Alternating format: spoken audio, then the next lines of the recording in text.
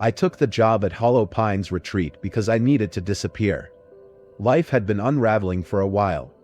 Rent was overdue, my credit cards were maxed out, and the manuscript I'd been working on for over a year was going nowhere. Writing was supposed to be my escape, my ticket out of mediocrity, but every sentence I wrote felt like a dead end. Then came the email: Cabin Caretaker wanted. Sierra Nevada mountains. 3 months.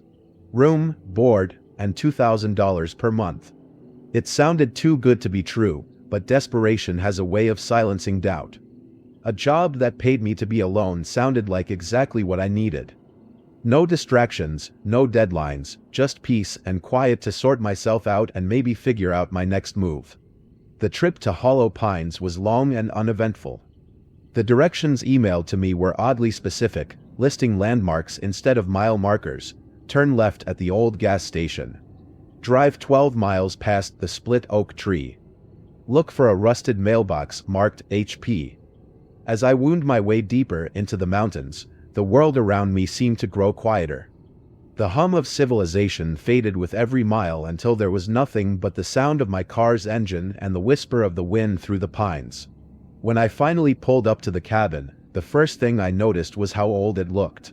Hollow Pines wasn't just rustic, it was ancient. Its dark wood siding was warped and weathered, the roof sagging under the weight of decades of snowfall. The massive stone chimney rose like a sentinel above the cabin, and the windows were coated in a thin layer of grime.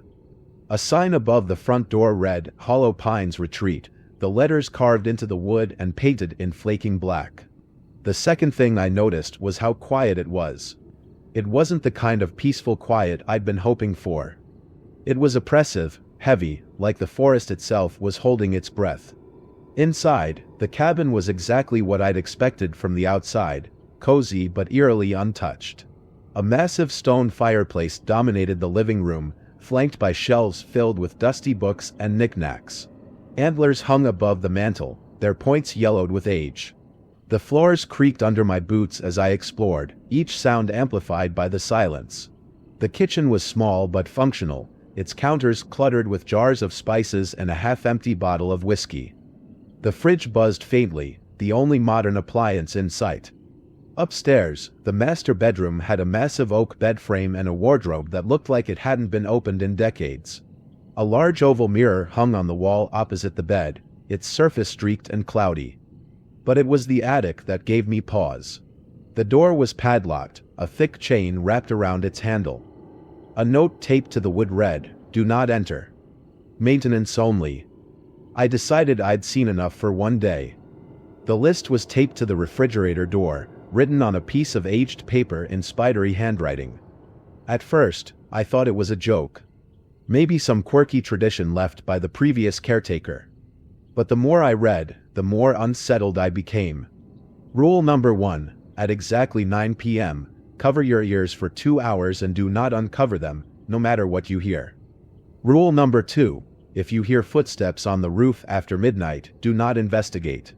Rule number 3, keep the fireplace lit from dusk until dawn. 4, if the mirror in the master bedroom fogs up, leave the room immediately and lock the door. 5, do not open the cabin door after 10 p.m., even if someone is knocking. 6, if you see a woman in white outside the cabin, do not acknowledge her. 7, the pantry must always remain fully stocked. Restock it immediately if it becomes empty. 8, do not use the cabin's landline phone, even if it rings. 9, if you hear a child laughing, hide under the bed and stay silent until it stops. 10, never leave the cabin between 3 a.m. and 4 a.m. At the bottom of the list was a final warning. Failure to follow these rules will result in grave consequences. I snorted, shaking my head. Grave consequences? It sounded like something out of a bad horror movie. Still, I left the list on the fridge. Maybe it was some kind of prank, but the thought of breaking one of the rules felt oddly disrespectful, like I was tempting fate. I spent the rest of the day unpacking, organizing, and trying to get a feel for the place. By evening, the cabin was lit with the soft glow of oil lamps, their light casting flickering shadows on the walls. At dusk, I remembered Rule 3 and decided to humor it. The fireplace was easy enough to light, and the warmth it brought was welcome in the chilly mountain air. As the hours passed, the quiet became harder to ignore. Every creak of the floorboards, every whisper of wind against the windows felt amplified, like the cabin itself was alive. By the time 9 p.m. rolled around, I couldn't shake the feeling that I was being watched. I glanced at the clock, 8:58, and felt a sudden pang of anxiety. I shook it off. "You're letting this place get to you," I muttered, heading to the bedroom. It started around midnight. I was lying in bed, the fire in the living room crackling softly, when I heard it, a faint, rhythmic thud. At first, I thought it was the wind, but as the seconds passed, the sound grew louder, more deliberate. Footsteps. My heart sank as I remembered Rule 2. If you hear footsteps on the roof after midnight, do not investigate. The sound moved from one side of the cabin to the other, slow and purposeful, like someone, or something, was pacing above me. I stayed frozen in bed, my breath shallow, my fists clenched around the blanket. The footsteps continued for hours, each one a reminder that I was not alone in this cabin. When dawn finally broke, the footsteps stopped. I stumbled out of bed, my body trembling with exhaustion. The cabin was eerily still, the morning light streaming through the windows. I checked the roof, half expecting to find some animal tracks or signs of a prank. There was nothing. As I stood there, staring at the empty roof, I felt a chill run down my spine. The rules weren't a joke. And I wasn't sure I wanted to know what would happen if I broke them. The second night at Hollow Pines felt different. The unease I'd brushed off on the first day had grown into something tangible, like a weight pressing down on me. The cabin wasn't just old, it was alive, and its creaks and groans weren't just the settling of old wood. By dusk, the air felt heavier, colder. I lit the fireplace again, more out of instinct than belief in Rule 3. The flickering flames made the shadows dance across the walls, their movements unsettlingly human-like. I glanced at the clock, 8:55 p.m.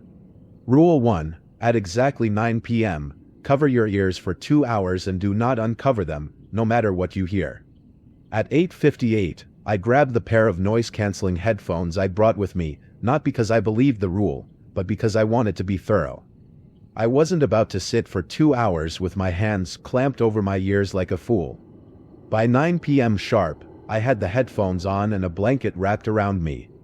I sat in the armchair by the fire, flipping through one of the dusty books from the shelf to pass the time.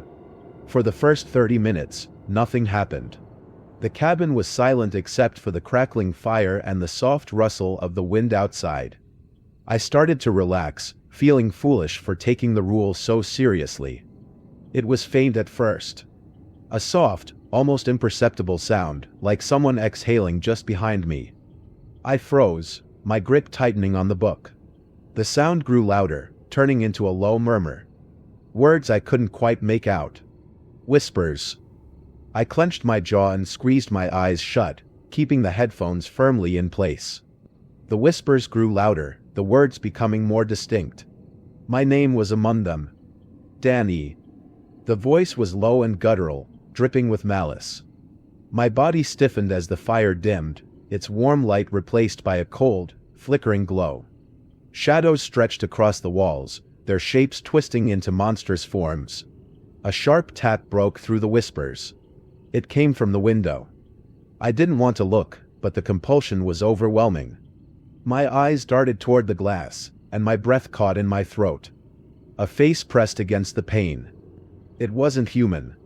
Its features were distorted, its eyes sunken and too large, its mouth stretched into a grotesque grin that revealed rows of jagged teeth. It was staring directly at me, its breath fogging the glass.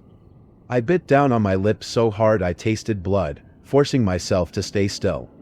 The whispers became screams, a cacophony of voices calling my name, demanding my attention. The face at the window vanished, but the shadows didn't retreat. At exactly 11 p.m., the noises stopped.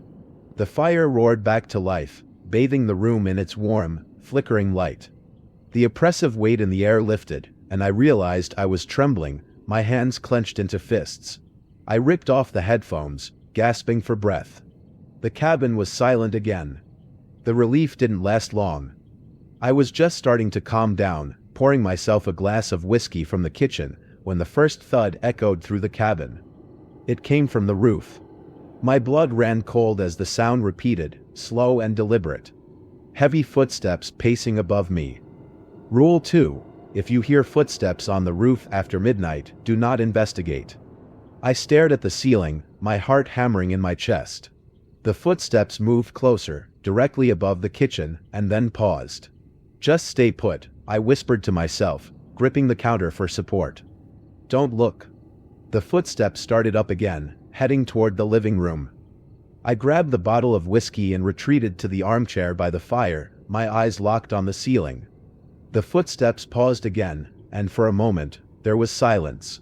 Then came the scratching. It started soft, like nails dragging across wood, but quickly grew louder, more frantic.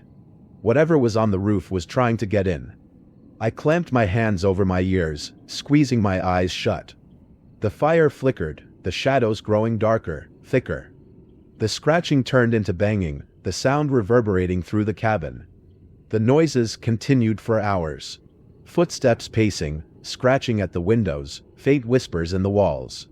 I didn't sleep. By the time dawn broke, the cabin was eerily silent again. I stumbled outside, desperate for fresh air, and searched the roof for any signs of an intruder. There was nothing. No footprints. No scratches. But I wasn't imagining things. The rules weren't just guidelines, they were warnings. I didn't take any chances on the third night. I lit the fireplace at dusk, piling extra logs nearby to keep it going. By 9 p.m., I was back in the armchair with my headphones on, bracing myself for another 2 hours of whispers and shadows. The first hour passed uneventfully, and I started to think I'd figured out the pattern. Maybe the rules were just tests, like obstacles in some kind of twisted game. But then I made my first mistake. The whispers started earlier this time, their voices more insistent. Danny. I shifted uncomfortably, trying to ignore them. The fire flickered, casting long shadows across the walls. The air grew colder, and the whispers grew louder. Danny, look at me. My hands moved toward the headphones instinctively. I wanted to hear the words clearly, to understand what they were saying. I lifted one ear cup. The whispers stopped. For a moment, there was silence, and I felt a wave of relief. Then the cabin erupted in noise. The whispers turned into screams, a deafening chorus of voices echoing through the room. The shadows on the walls twisted and writhed, their forms becoming more human-like. A sharp crack echoed through the cabin, and I turned to see the mirror in the master bedroom fogging up, its surface rippling like water. I slammed the headphones back on, my heart racing. The screams stopped abruptly, replaced by a chilling laugh. When the clock struck 11 p.m., the noises faded. The fire roared back to life, and the cabin felt normal again, or as normal as it could feel after what I'd just experienced. I walked to the refrigerator, my hands trembling as I grabbed a bottle of water. That's when I noticed the note. It wasn't there before.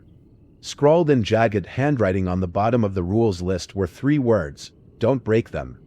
After the third night, my nerves were shot. Sleep had become impossible, my mind replaying every whisper, every thud, and every shadow I thought I saw. My hands trembled constantly, and I could barely hold a cup of coffee without spilling it. By now, it was clear, the rules weren't just some eccentric prank left by the cabin owner. They were real, and the consequences for breaking them were as terrifying as they were mysterious. But I needed answers. I decided to spend the day exploring every inch of the cabin, hoping to uncover something, anything, that could explain what was happening. The attic was the first place I checked. The padlocked door had intrigued me since I arrived, and now it felt like a barrier to the truth. I rummaged through the drawers in the kitchen until I found a rusted old keyring. Most of the keys looked like they hadn't been used in decades, but one of them matched the padlock. The door creaked open, revealing a cramped, dusty space lit only by the daylight streaming through a small, circular window. The air was thick with the smell of mildew and something faintly metallic. Stacks of boxes and furniture were scattered across the room, covered in cobwebs and layers of grime. But it was the journal lying open on a wooden crate that caught my attention. The cover was cracked leather, the pages yellowed with age. The handwriting was jagged, as if the writer had been in a rush or terrified. The entries were dated from the 1970s, written by someone named Martin. The early entries described mundane caretaker duties: cleaning, chopping firewood, restocking supplies. But as I read on, the tone grew darker. May 17, 1973. The rule seemed like a joke at first. Then I forgot to cover my ears at 9 p.m. I swear I heard someone screaming outside, but when I looked, there was nothing there. The next morning, I found claw marks on the walls. They weren't there before. May 24, 1973. The woman in white is real. I saw her last night, standing just beyond the tree-line. She doesn't move, doesn't speak, just stares. I don't know what she wants, but I can't shake the feeling that she's waiting for something. June 5, 1973. I broke Rule 8. I answered the phone.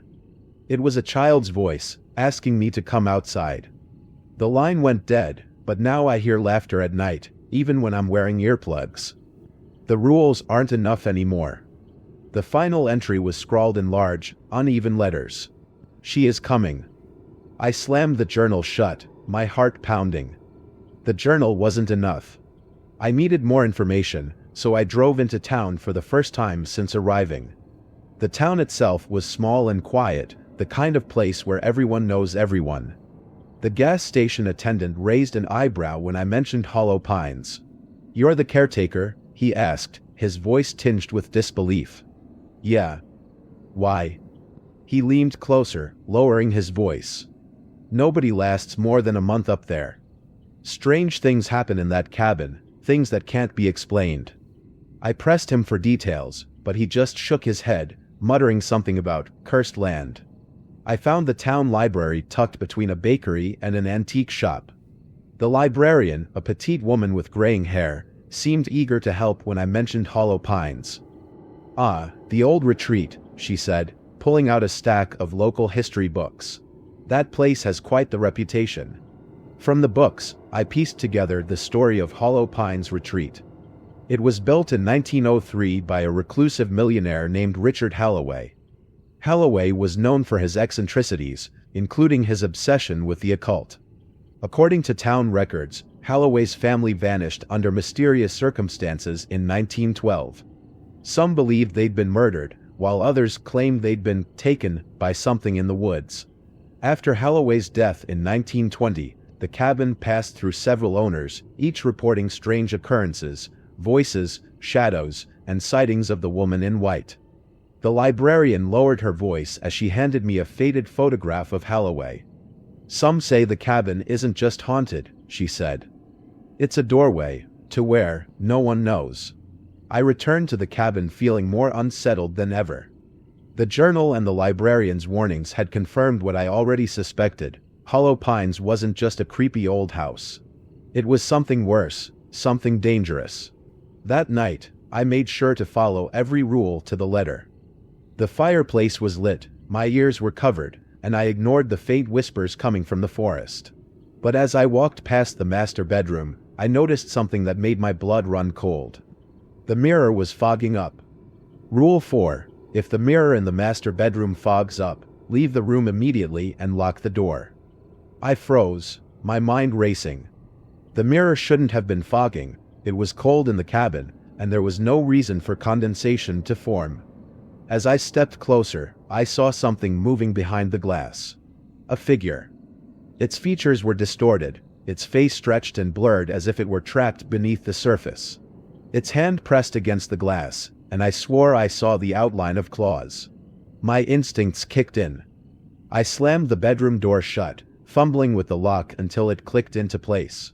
The whispering started immediately, low and guttural, coming from the other side of the door. I didn't sleep that night. The whispers continued for hours, growing louder and more insistent. At one point, the door handle began to rattle, and I grabbed the fire poker from the living room, ready to defend myself. But the door never opened. When dawn finally broke, the whispers stopped. I crept back to the bedroom, my hands shaking as I unlocked the door. The mirror was shattered, its jagged edges reflecting the morning light. The incident with the mirror left me shaken.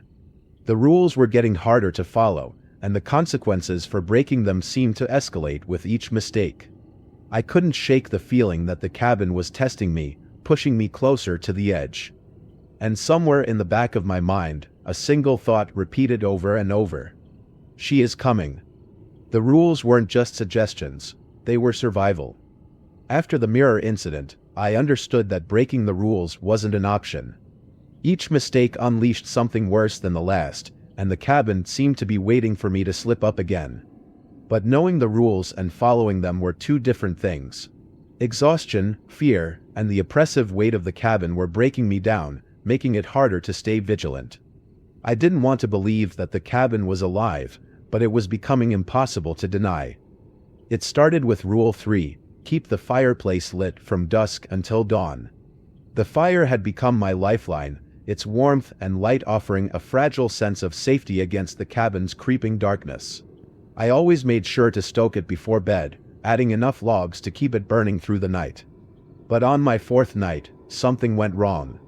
I woke in the middle of the night to an unnatural cold, my breath visible in the frigid air. The cabin was completely dark, the fireplace reduced to a pile of smoldering embers.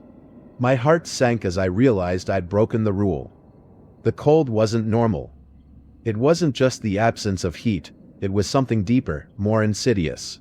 Frost crept across the walls, spreading like veins, and the air felt heavy, pressing down on my chest. I stumbled out of bed, my teeth chattering, and fumbled for the firewood. My hands trembled as I stacked the logs, my movements clumsy and frantic. The shadows in the corners of the room began to shift, stretching and twisting into forms that shouldn't exist. I tried to ignore them, focusing on the fire, but they were impossible to block out. As the flames roared to life, I saw it. A dark figure stood in the corner of the room, its body a mass of shifting shadows. Its face was obscured, but its presence was suffocating, radiating malice and hunger. I froze, unable to move, as the figure took a step closer. The fire crackled loudly, the light pushing back against the darkness. The figure hesitated, then retreated into the shadows, disappearing as quickly as it had appeared. I stayed by the fire until dawn, too afraid to close my eyes. The next day, I told myself I'd be more careful. I went through the rules one by one, reminding myself of their importance. I couldn't afford another mistake. But the cabin had other plans. It happened that afternoon while I was organizing the pantry. The cabin's landline, which I hadn't touched since arriving, began to ring. The sound startled me, echoing through the quiet cabin like a scream. Rule 8, do not use the cabin's landline phone, even if it rings. I stared at the phone, my heart pounding. I should have ignored it. I should have let it ring until it stopped. But curiosity, or maybe something else, compelled me to pick it up. The line was silent at first, filled with a faint static that made the hairs on my arms stand on end. Then, a voice spoke. "Danny," it said, soft and childlike. "Come outside." I slammed the phone down, my hands trembling. The moment I hung up, every mirror in the cabin shattered. The sound was deafening, glass exploding outward in jagged shards that littered the floors. The cabin's energy shifted after that. It was subtle at first, the air felt heavier, the shadows darker, but as the day went on, it became impossible to ignore. The woman in white appeared for the first time that evening. I saw her through the living room window, standing just beyond the tree lean. Her figure was blurred, her face obscured by a veil, but there was something unmistakably wrong about her. She didn't move, didn't make a sound, just stood there, watching. Rule 6, if you see a woman in white outside the cabin, do not acknowledge her. I knew I wasn't supposed to look at her, but it was impossible not to. Her presence was magnetic, pulling at my attention like a physical force. I clenched my fists, forcing myself to turn away, but the image of her standing in the forest was burned into my mind. That night, I heard her voice. "Danny," she whispered, her tone soft and melodic. "Come outside." I stayed in the chair by the fire, refusing to move. The next morning, I noticed the pantry was nearly empty. Rule 7. The pantry must always remain fully stocked. Restock it immediately if it becomes empty. I didn't understand why this rule existed or what would happen if I broke it, but after the mirror incident, I wasn't willing to take any chances. I grabbed my keys and drove into town, grateful for an excuse to leave the cabin. At the general store, the clerk eyed me warily as I loaded my cart with supplies. "You're the caretaker, huh?" he said, his voice low. "Yeah," I replied, avoiding his gaze.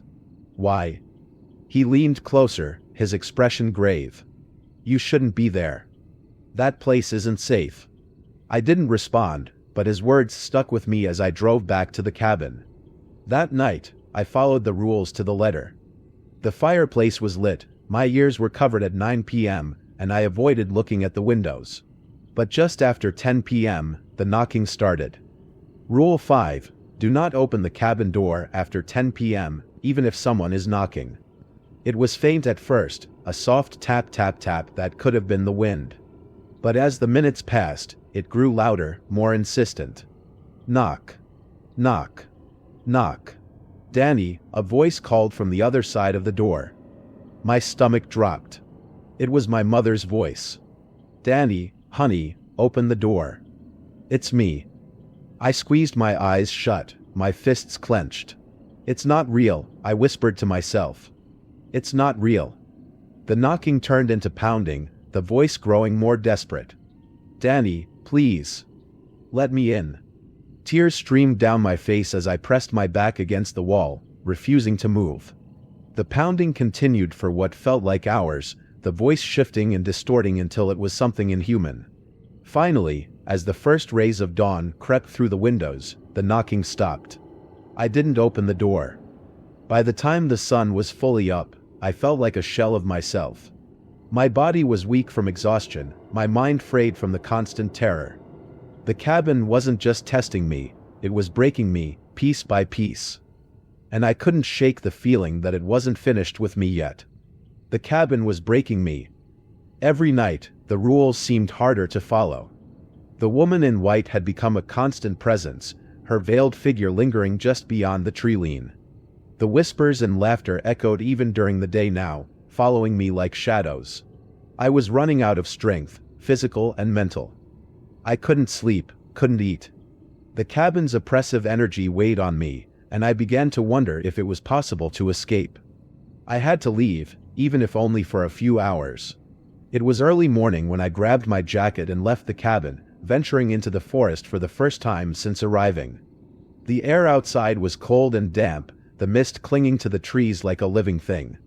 I told myself it was just to clear my head, to breathe something other than the stifling air inside the cabin. But deep down, I knew I was searching for answers. The forest felt alive, just like the cabin. The trees seemed to lean closer as I passed, their branches reaching for me. Every step was accompanied by the crunch of leaves underfoot and the faint sound of something following me. I hadn't been walking long when I noticed the carvings. Strange, jagged symbols etched into the bark of the trees. They weren't random, they were deliberate, almost ritualistic. The first few symbols were faint, their edges worn away by time. But as I ventured deeper, they became more intricate, more menacing. I reached out to touch one of the carvings, but the moment my fingers brushed the bark, a sharp chill shot through my hand. It felt like ice burning my skin, and I pulled back with a hiss. About a mile from the cabin, I stumbled across an abandoned campsite. The remains of a tent were crumpled against a tree, its fabric shredded and stained with something dark. A rusted lantern lay on its side, and the fire pit was overgrown with weeds. It looked like no one had been here in years, but the eerie stillness of the place made me doubt that. I crouched by the tent, my stomach churning as I sifted through the debris. A faded diary lay half buried in the dirt, its cover warped from water damage. The handwriting inside was shaky, the ink smudged and faded, but I could still make out most of the entries. June 12, 1985. This was supposed to be a relaxing getaway, but something feels wrong. The cabin has rules, and the caretaker insists we follow them. I thought he was joking, but now I'm not so sure. June 14, 1985. We saw her tonight. The woman in white. She was standing in the woods, watching us. I told myself it was a trick of the light, but Bill swears she moved closer when he blinked. June 16, 1985. Bill's gone. He said he needed air and stepped outside after 10 p.m. I begged him not to, but he didn't listen. I heard knocking at the door an hour later, but I didn't answer. I couldn't. I think it was him, but it didn't sound like him. The final entry was almost illegible, the words scrawled in frantic, overlapping lines. She won't let me leave. I dropped the diary, my hands trembling. The writer's experiences mirrored my own, and the realization made my stomach twist. Whoever they were, they hadn't survived. I scanned the campsite again, half expecting to see the woman in white standing among the trees. But there was no one there, just the faint sound of wind rustling through the leaves. Or was it laughter? I hurried back to the cabin, my heart racing. The forest felt darker now, the shadows thicker. Every rustle of leaves sounded like footsteps, and every gust of wind carried faint whispers. When I finally reached the cabin, I slammed the door shut behind me, gasping for breath. The rules were still taped to the refrigerator, their presence both a comfort and a curse. I read them over again, my eyes lingering on the warning at the bottom. Failure to follow these rules will result in grave consequences. The day passed in a blur, my mind too preoccupied with the diary and the symbols in the trees to focus on anything else. It wasn't until late afternoon that I noticed the pantry. It was almost empty. Rule 7. The pantry must always remain fully stocked. Restock it immediately if it becomes empty. I felt a surge of panic. How had I let it get this low? I grabbed my keys and rushed to the truck, heading back into town. The drive felt longer this time, the forest pressing in on either side of the road. When I arrived at the general store, the clerk eyed me with the same wary expression as before. "You still at that cabin?" he asked, ringing up my supplies. "Yeah," I muttered, avoiding his gaze. He shook his head, muttering something under his breath. By the time I got back to the cabin, it was nearly dark. I rushed inside, unloading the groceries and restocking the pantry as quickly as I could. The cabin felt different, the air heavier than before. The fire crackled in the living room, its light casting long shadows across the walls. As I closed the pantry door, I heard it. A faint knock at the front door. I froze, my heart hammering in my chest. Rule 5. Do not open the cabin door after 10 p.m., even if someone is knocking. The knock came again, louder this time. "Danny," a voice called. It was my father's voice. "Danny, let me in. It's cold out here." Tears welled in my eyes. My father had died 5 years ago. The knocking stopped, replaced by a soft, high-pitched laugh. Rule 9. If you hear a child laughing, hide under the bed and stay silent until it stops. I bolted to the bedroom, crawling under the bed and pressing my hands over my ears. The laughter grew louder, filling the room with a sinister echo. Tiny footsteps pattered across the floor, and I saw pale, childlike hands gripping the edge of the bed frame. They were searching for me. I didn't sleep that night. Even after the laughter stopped, and the tiny hands vanished from the edge of the bed, I couldn't close my eyes. My body ached from hours spent curled under the bed, and every creak and whisper in the cabin sent jolts of fear through me. The cabin wasn't just testing me anymore. It was breaking me, piece by piece. When dawn broke, I crawled out from under the bed, my body trembling with exhaustion. Sunlight streamed through the windows, chasing away the shadows that had plagued me through the night. I thought daylight would bring relief, but the cabin didn't feel safer. If anything, it felt worse. The fire was still crackling in the living room, even though I hadn't added wood since the previous night. The air smelled faintly of sulfur, and the walls seemed darker, the wood warped and stained with something I couldn't identify. I glanced at the rules on the fridge, my eyes scanning them over and over as if I'd missed something. Failure to follow these rules will result in grave consequences. The words felt heavier now, their meaning more dire. By midday, I realized something else was wrong. Time didn't feel right. I'd glance at the clock and see 2:15 p.m., then blink, and it would be 4:30 p.m. Entire hours vanished in an instant, leaving me disoriented and nauseous. At one point, I found myself standing in the middle of the living room with no memory of how I got there. My hands were trembling, and my knuckles were scraped raw, as if I'd been clawing at something. The cabin was getting into my head. That evening, I noticed the shadows moving again. They weren't subtle anymore, no longer confined to the edges of the room or the corners of my vision. They darted across the walls and floor, their shapes shifting and stretching like they were testing their boundaries. At one point, I saw a shadow dart across the ceiling and disappear into the fireplace. I stoked the fire until it blazed, but the shadows didn't retreat. They stayed, watching and waiting. As the sun began to set, I saw her again. The woman in white was closer this time, standing just beyond the porch. Her veil fluttered in the wind, and I could make out faint details of her face beneath it, pale skin, hollow eyes, and lips twisted into a faint, unnatural smile. Rule 6. If you see a woman in white outside the cabin, do not acknowledge her. I clenched my fists, forcing myself to look away, but her presence was overwhelming. It was as if she was inside my mind, whispering my name over and over again. By 9 p.m., I was covering my ears again, obeying Rule 1. The headphones muffled the world around me, but I could still feel her presence. "Danny," she whispered, her voice slipping through the noise-canceling headphones like a blade. I clenched my teeth, rocking back and forth in the armchair by the fire. "You can't ignore me forever," she said, her voice soft and melodic. I bit down on my lip, the pain grounding me, and refused to respond. That night, I started seeing things. It began with flashes of movement, figures darting past the windows, reflections in the glass that didn't match my movements.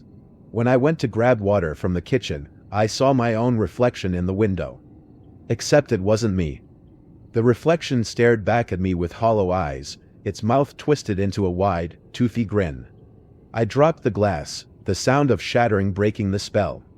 When I looked again, the reflection was gone. Just after midnight, the laughter started again.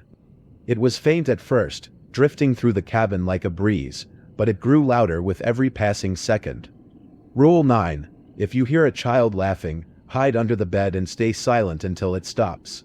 I crawled under the bed, my breath hitching as the laughter grew louder. It echoed through the cabin, high-pitched and shrill, like nails on a chalkboard. The tiny footsteps returned, pattering across the floor above me. Then I saw them, pale, childlike feet just inches from my face. I couldn't take it anymore. The fear, the exhaustion, the relentless taunting, I snapped. "Leave me alone." I screamed, scrambling out from under the bed. The laughter stopped abruptly, replaced by a deafening silence. Then, the cabin erupted in chaos. The walls began to creak and groan, the sound like bones snapping. The fire roared to life, its flames stretching unnaturally high and turning a sickly green. Shadows spilled from the fireplace, pooling across the floor like living ink. They rose up, forming grotesque shapes with too many limbs and faces that didn't belong. The woman in white appeared in the corner of the room, her veil lifted to reveal a face that was wrong in every way. Her eyes were black pits, and her mouth stretched far too wide as she smiled at me. "You broke the rules," she said, her voice echoing with malice. I ran. I didn't know where I was going, but I couldn't stay in that cabin any longer. I bolted out the front door, ignoring the rules that told me to stay inside after dark. The forest was alive with movement, shadows darting between the trees. The symbols I'd seen carved into the bark seemed to glow faintly, their light pulsing in time with my racing heartbeat. The laughter followed me into the woods, mingling with whispers and footsteps. I ran until my legs gave out, collapsing onto the forest floor. The trees loomed above me like silent sentinels, their branches reaching for the sky. I was completely alone, or so I thought. When I looked up, the woman in white was standing just a few feet away. "You can't run," she said, her voice as cold as the wind. I scrambled back, my hands clawing at the dirt. "Please," I whispered. "Leave me alone." She tilted her head, her hollow eyes narrowing. "You broke the rules, Danny. Now you belong to us." A deafening noise filled the air, a deep, resonant chime that seemed to come from everywhere at once. It was the cabin's bell. The 13th chime. I stumbled back toward the cabin, the 13th chime still reverberating through the forest. The sound was deafening, more than a noise. It was a weight pressing down on me, shaking the ground and making my chest ache. Each chime carried with it a sense of finality, as though something was counting down to the inevitable. The cabin loomed in the distance, its windows glowing faintly with an unnatural light. As I stepped through the door, I could feel the change immediately. The air inside was thick and suffocating, as if the cabin itself was holding its breath. The shadows on the walls pulsed with life, twisting and writhing like smoke caught in a windless room. The rules were still taped to the refrigerator, but the handwriting had changed. The neat, spidery script was now jagged and erratic, the words barely legible. At the bottom of the list, a new message had appeared. The final rule: you must face her. The fire in the living room was gone, replaced by a deep, impenetrable darkness. The woman in white stood in the center of the room, her veil lifted to reveal a face that wasn't a face at all, a void, endless and consuming. "You should have followed the rules," she said, her voice echoing from every corner of the cabin. The room began to shift around me, the walls stretching and warping. The floor beneath my feet cracked and splintered, black tendrils snaking up from the gaps. I whispered, my voice trembling. "I tried." She tilted her head, as if amused. But trying wasn't enough, was it? The shadows surged toward me, their forms solidifying into grotesque creatures with too many limbs and faces. I stumbled backward, grabbing the first thing I could, a fire poker from beside the empty hearth. I swung wildly, the metal slicing through the air. The shadows recoiled, their forms dissolving briefly before reforming. The woman in white watched silently, her hollow eyes glowing faintly. "You can't fight what you don't understand," she said. Her words triggered something in me, a memory buried deep beneath years of fear and guilt. I was a child again, standing in my grandmother's house. She had a mirror just like the one in the master bedroom, a large, oval relic that always seemed to fog up for no reason. I remembered her telling me never to look too long, never to listen to the whispers. "It's not just a mirror," she'd said. "It's a window. And sometimes, things look back." I turned toward the shattered mirror in the bedroom, its shards still scattered across the floor. The largest fragment reflected the room, but the image was wrong. It didn't show the woman in white or the shadows. It showed me. But not the me standing in the room, the me I'd been before the cabin. A version of myself that wasn't broken, haunted, or afraid. The realization hit me like a punch to the gut. The cabin wasn't just feeding on my mistakes, it was feeding on me. I dropped the fire poker and sprinted toward the bedroom, ignoring the shadows clawing at my legs. The woman in white moved to block me, her form flickering like a dying light bulb. "You can't escape," she hissed. "You belong to us now."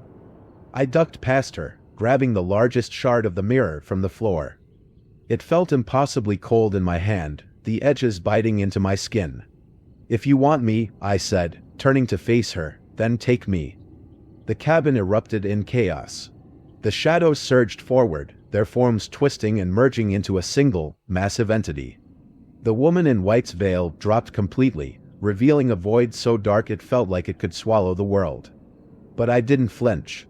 I raised the mirror shard, holding it toward her. The reflection caught her form, and for the first time, she hesitated. The shadows shrieked, recoiling from the light of the reflection.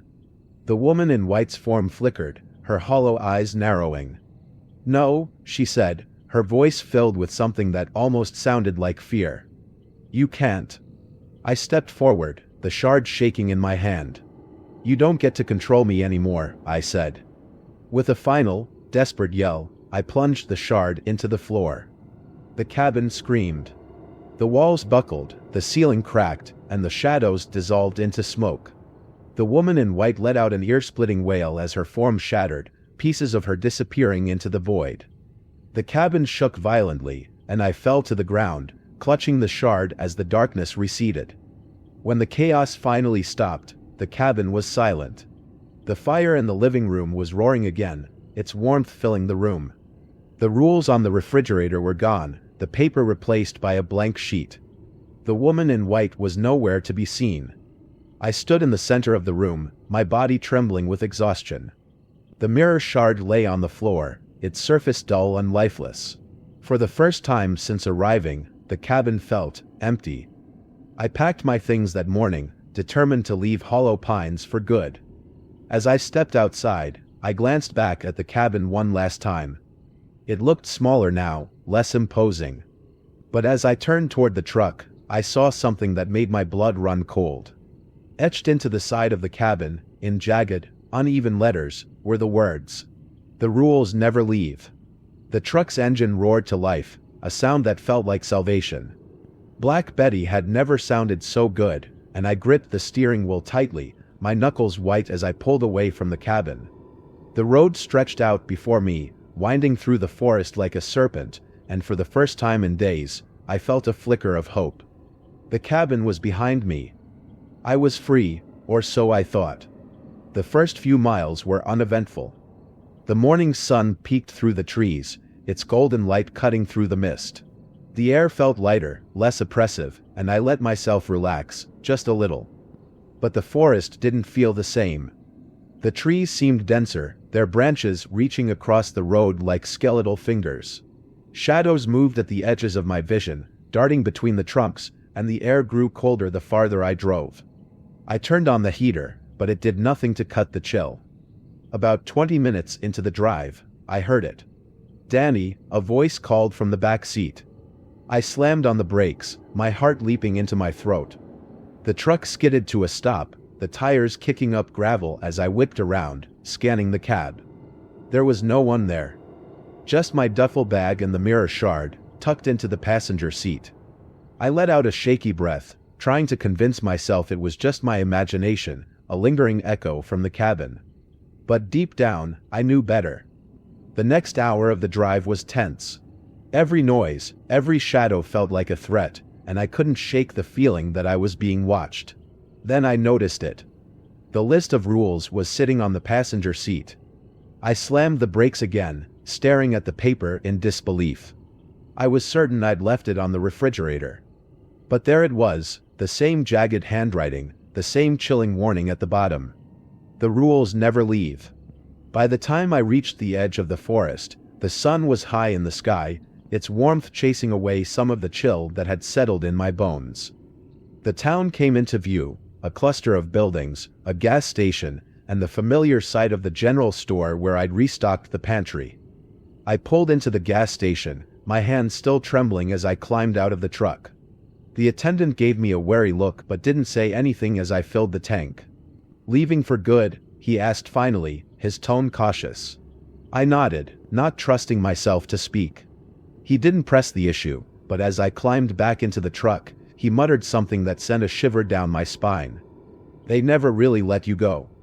The drive back to my apartment felt endless, but when I finally stepped through the door, I felt a wave of relief. The familiar clutter of my life, half-finished manuscripts, stacks of coffee mugs, and my beaten-up couch, greeted me like an old friend. The silence wasn't oppressive here, it was comforting. I dropped my bag by the door and collapsed onto the couch, exhaustion washing over me. I closed my eyes, letting myself believe, for just a moment, that it was over. When I woke, the sun was setting, casting long shadows across the room. The mirror shard was sitting on the coffee table. I didn't remember taking it out of the bag, but there it was, its surface dull and lifeless. For a moment, I considered throwing it away, but something stopped me. It was the same feeling I'd had at the cabin, a sense that the shard was watching me, waiting. The first knock was soft, almost hesitant. I froze, my heart racing as I stared at the door. It was probably nothing, a neighbor, a package delivery, but my gut told me otherwise. The second knock was louder, more insistent. Rule 5. Do not open the cabin door after 10 p.m., even if someone is knocking. I wasn't in the cabin anymore. The rule didn't apply. Or did it? "Danny," a voice called from the other side. It was my mother's voice. "Danny, honey, it's me. Open the door." My breath caught in my throat. My mother had been dead for years, but the voice was unmistakable, soft, warm, and familiar. I stood, my hands trembling as I reached for the doorknob. "No," I whispered to myself, stepping back. "It's not real." The voice changed, becoming harsher, angrier. "Danny, open the door," it screamed, pounding against the wood. I stumbled backward, clutching the mirror shard as the pounding grew louder. The noise stopped abruptly, leaving an eerie silence in its wake. I crept to the door, peering through the peephole. There was nothing there, just the empty hallway, bathed in dim light. But as I turned away, I saw it. Etched into the wall opposite the door, in the same jagged handwriting as the rules, were 3 words. "She is waiting." I backed away, clutching the shard tightly as I retreated to the couch. The apartment felt smaller now, its comforting familiarity replaced by the same oppressive energy I'd felt at the cabin. The rules were gone, but their presence lingered, like a shadow I couldn't escape. I sat in the dim light, staring at the shard and the faint reflection of my own hollow eyes. The rules had followed me, just as the cabin had warned. And I knew, deep down, in the part of me I didn't want to acknowledge, that they always would.